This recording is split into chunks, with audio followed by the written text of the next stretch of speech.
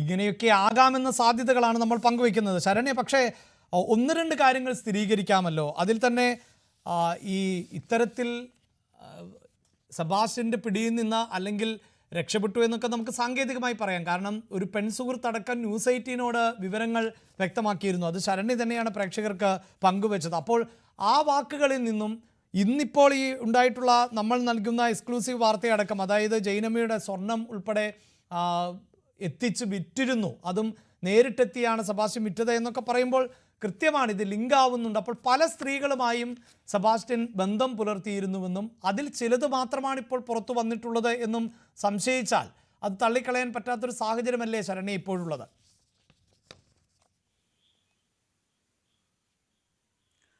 തീർച്ചയായിട്ടും അഭിലാഷ്, അതിനകത്ത് ഏറ്റവും പ്രധാനപ്പെട്ട കാര്യം ഈ ബിന്ദു പത്മനാഭന്റെ കേസ് നമ്മൾ പരിശോധിക്കുമ്പോൾ സെബാസ്റ്റ്യൻ അത്ര വിഡ്ഢിയായ ആളൊന്നുമല്ല. കാരണം ബിന്ദു പത്മനാഭന്റെ കേസിനകത്ത് തന്നെ ഉണ്ടാക്കുന്നത് വ്യാജ പവർ ഓഫ് അറ്റോർണി ഉണ്ടാക്കിയിരിക്കുന്നു. അതുമാത്രമല്ല SSLC ബുക്ക്, അറ്റസ്റ്റഡ് ആയിട്ടുള്ള ഒരു SSLC ബുക്കിന്റെ കോപ്പി അയാൾ കൃത്രിമമായി ഉണ്ടാക്കി. ഒപ്പം തന്നെ രജിസ്ട്രേഷന് വേണ്ടി ഒരു തമിഴ്നാട്ടിലെ ഒരു ഡ്രൈവിംഗ് ലൈസൻസ് ഉണ്ടാക്കുന്നു. അങ്ങനെ അതുമായി ആ ഒരു കേസുമായി ബന്ധപ്പെട്ട് തന്നെ ഈ സ്വത്ത് തട്ടിയെടുത്തതുമായി ബന്ധപ്പെട്ട് തന്നെ 6ഓളം കേസുകൾ രജിസ്റ്റർ ചെയ്യപ്പെട്ടു എന്നുള്ളതാണ്. അപ്പോൾ ബുദ്ധിമാനല്ലാത്ത അല്ലെങ്കിൽ ഈ സമൂഹത്തിൽ ഇത്തരം കാര്യങ്ങളെ ഇടപെട്ട് ചെയ്യാൻ കഴിയാത്ത ആളൊന്നുമല്ല. പിന്നെ ഇയാൾ ദല്ലാളായി നിന്നതുകൊണ്ട് തന്നെ ആളുകളുമായി ഇത്തരം കാര്യങ്ങളിൽ ഈ കൂടുതൽ പരിശീലനം ഉണ്ടെന്ന് തന്നെ പറയാം. പക്ഷേ ഇതിനകത്ത് ഏറ്റവും ഒരു കോമൺ ആയിട്ടുള്ള കാര്യം എന്ന് പറയുന്നത് എല്ലാ സൈഡിലും നേരത്തെ മാഡം സൂചിപ്പിച്ചതുപോലെ തന്നെ കുടുംബവുമായി പ്രശ്നങ്ങളുള്ള സ്ത്രീകളെയാണ് ഇയാൾ നോട്ടമിട്ടിട്ടുള്ളത്. പിന്നീട് ചോദിക്കാൻ എല്ലാവരുമായിട്ട് ബന്ധം സ്ഥാപിക്കുന്നത്, ഇപ്പോൾ ഐഷയുമായി ബന്ധം സ്ഥാപിക്കുന്നത് തന്നെ ഐഷയുടെ സ്ഥലക്കച്ചവടവുമായി ബന്ധപ്പെട്ടുള്ള ഇടപെടലുകളിലേക്ക് ഐഷയിൽ സഹായിക്കാൻ അയാൾ എത്തിയിട്ടുണ്ട് എന്നുള്ളതാണ് നമ്മൾ മനസ്സിലാക്കുന്നത്. പണം നൽകാമെന്നുള്ള വാഗ്ദാനങ്ങൾ ഉണ്ടായിരുന്നു എന്നും ഐഷ ഈ രജിസ്ട്രേഷൻ കഴിയുന്നതിന് തൊട്ട് മുമ്പാണ് മിസ്സിംഗ് ആവുന്നത്. ആ സമയത്ത് ഐഷയുടെ വീട്ടിൽ നടത്തിയ പരിശോധനയിൽ ഐഷ ഇതിനുവേണ്ടി കണക്ക് കൂട്ടി വെച്ചിരുന്ന പണമൊന്നും അവിടെ ഉണ്ടായിരുന്നില്ല. വളരെ കുറച്ച് പണമാണ് ഉണ്ടായിരുന്നത് എന്നുള്ളതാണ് സ്ഥിരീകരിക്കപ്പെട്ടിട്ടുള്ളത്. അങ്ങനെയാണെങ്കിൽ ഇയാൾ വളരെ കാൽക്കുലേറ്റഡ് ആയിട്ടാണ് ഓരോ സ്ത്രീകളെയും അപ്രോച്ച് ചെയ്യുന്നത്. അവരുടെ പ്രശ്നങ്ങൾ അതിലേക്ക് ഇടപെടുന്നു. റോസമ്മയെ ആണെങ്കിൽ റോസമ്മയെ സമീപിക്കുന്നത് മറ്റൊരു രീതിയിലാണ്. അതായത് വളരെ സമ്പന്നനായ ഒരാളായാണ് റോസമ്മയുടെ മുന്നിൽ അവതരിപ്പിക്കപ്പെടുന്നത്. നമ്മളോട് കഴിഞ്ഞ ദിവസം വെളിപ്പെടുത്താൻ നടത്തിയ റോസമ്മ പറഞ്ഞത് ഒരു വലിയ മാലയൊക്കെ ഇട്ട് 40 സെന്റോളം റോഡ് സൈഡിലുള്ള സ്ഥലം വാങ്ങുന്നതിന് വേണ്ടി താൻ വാങ്ങാനാണ് വന്നതെന്ന് പറഞ്ഞാണ് റോസമ്മയെ അപ്രോച്ച് ചെയ്യുന്നത്. റോസമ്മയാണെങ്കിൽ വിവാഹം ഭർത്താവൊക്കെ മരിച്ചുപോയി ഒറ്റയ്ക്ക് നിൽക്കുന്ന ഒരു സാഹചര്യത്തിൽ വളരെ വിശ്വസ്തയായി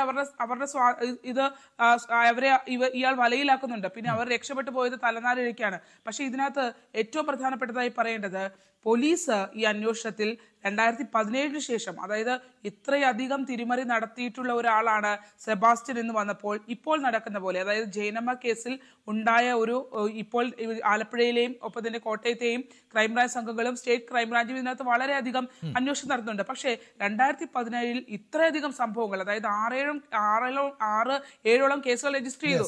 ആ സമയത്ത് പോലും ചേർത്തല പോലീസോ ആലപ്പുഴ ജില്ലാ പോലീസ് മേധാവിയായി നിന്ന ആളുകളോ ഒന്നും തന്നെ ഇതിനകത്ത് കൃത്യമായ ഒരു ഇടപെടൽ നടത്തിയിട്ടില്ല എന്നുള്ളത് യാഥാർത്ഥ്യമാണ്.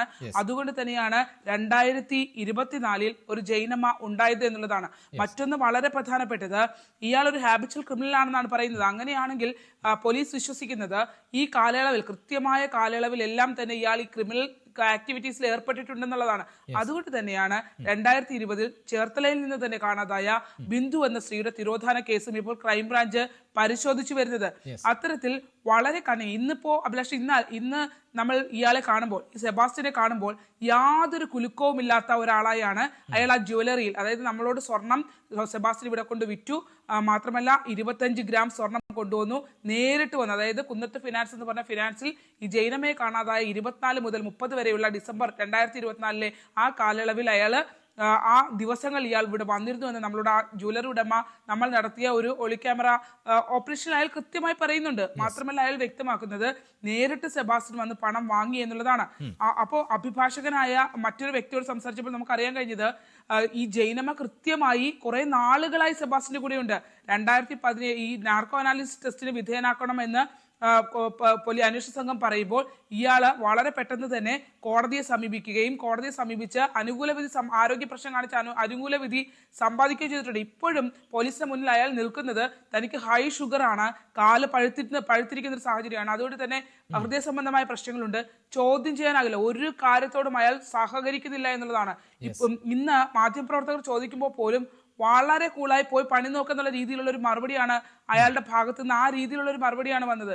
അപ്പൊ സെബാസ്റ്റ്യൻ എന്ന് പറയുന്നത് മറ്റൊരു മാനസികാവസ്ഥയുള്ള ഒരാളാണെന്നുള്ള കാര്യത്തിൽ യാതൊരുവിധ തർക്കവുമില്ല. ഈ ചെയ്ത കാര്യങ്ങളിലൊന്നും അയാൾക്ക് ഒരു ഗിൽറ്റി ഫീലും ഇല്ല. അയാളുടെ വീടിന്റെ കോമ്പൗണ്ടിൽ കിട്ടിയത് മൃതദേഹാവശിഷ്ടങ്ങൾ എന്ന് പറയുന്നത് ഒരു ബോഡി മൊത്തമായി കത്തിച്ചെന്ന ഒരു ഫീൽ അല്ല നമുക്ക് അവിടെ തോന്നുന്നത്. മറിച്ച് അവിടെ എല്ലുകൾ കൂട്ടിയിട്ട് അവശേഷിച്ച സാധനങ്ങൾ കൂട്ടിയിട്ട് കത്തിച്ചൊരു ഫീലാണ് നമുക്ക് അവിടെ ഉണ്ടായിട്ടുള്ളത്. അതുകൊണ്ട് തന്നെ ഇത് ആരുടേതൊക്കെയാണ് എന്നുള്ളത്, വീട്ടുവളപ്പിൽ ഒരു കുളത്തിൽ മുഷിയെ വളർത്തുക, ഒപ്പം തന്നെ കോഴി വേസ്റ്റ് കൊണ്ട് ഇറക്കുക, അത്തരത്തിൽ സ്മെല്ല് നിലനിർത്തുക, ഒപ്പം പോലീസ് പരിശോധനയ്ക്ക് എത്തുമ്പോൾ അവിടെ കക്കൂസ് മാലിന്യം കോമ്പൗണ്ടിൽ ഇറക്കിയിടുക, ഇങ്ങനെ വളരെയധികം ബുദ്ധിപൂർവ്വം ഓരോ കാര്യങ്ങളിലും ഇടപെട്ട് പോയിട്ടുള്ള ആളാണ്. ഇയാളെ സംബന്ധിച്ച് ഇനിയും ഒരുപാട് രഹസ്യങ്ങൾ ഉണ്ട് എന്നുള്ളതാണ്. ഒരു ബിന്ദു പത്മനാഭന്റെ സമയത്ത് ഇയാളുടെ കൂടെ ഉണ്ടായിരുന്ന മനോജ് എന്ന് പറഞ്ഞ ഓട്ടോറിക്ഷ ഡ്രൈവർ പോലീസ് ചോദ്യം ചെയ്യാൻ വിളിക്കുന്നതിന് 2 ദിവസം മുമ്പ് ആത്മഹത്യ ചെയ്യുകയാണ്. ഇയാൾ സുഹൃത്തുക്കളായ പലരെയും മരിച്ച നിലയിൽ കണ്ടെത്തുകയാണ്. അങ്ങനെ വളരെ നിഗൂഢതകൾ നിറഞ്ഞ ഒരു കേസാണ്. ഈ വീട്ടിലേക്ക് തന്നെ കടക്കണമെങ്കിൽ നമ്മൾ 2.5 ഏക്കർ പുരയിടത്തിലേക്ക് ഒരു നീണ്ട റോഡ് കൂടി കടന്നു വേണം എത്താൻ. അതിനകത്ത് എന്ത് നടന്നാലും അറിയാൻ കഴിയില്ല. ആ ഒരു സ്ഥലത്ത്, ആ വീടിനകത്ത് തന്നെ നിരവധി ദുരൂഹതകളുണ്ട്. പക്ഷേ ഓരോ കാര്യങ്ങളും വെറുതെ ഒരു ക്രിമിനലിനെ പോലെയല്ല, ചെവി അറിയാതെയാണ് ഓരോ കാര്യങ്ങളിലും ഇയാൾ ഏർപ്പെട്ടിട്ടുള്ളത്. ഈ കാണാതായ സ്ത്രീകൾ ഒന്നും തന്നെ ജീവനോടെ ഇല്ല എന്നുള്ള വിലയിരുത്തലാണ് അന്വേഷണ സംഘത്തിന് ഉള്ളത്. എന്തായാലും അതിൽ ഏറ്റവും പ്രധാനപ്പെട്ടത് ഈ ശരണ്യ സൂചിപ്പിക്കുന്ന പോലെ 2017 പരാതി ലഭിക്കും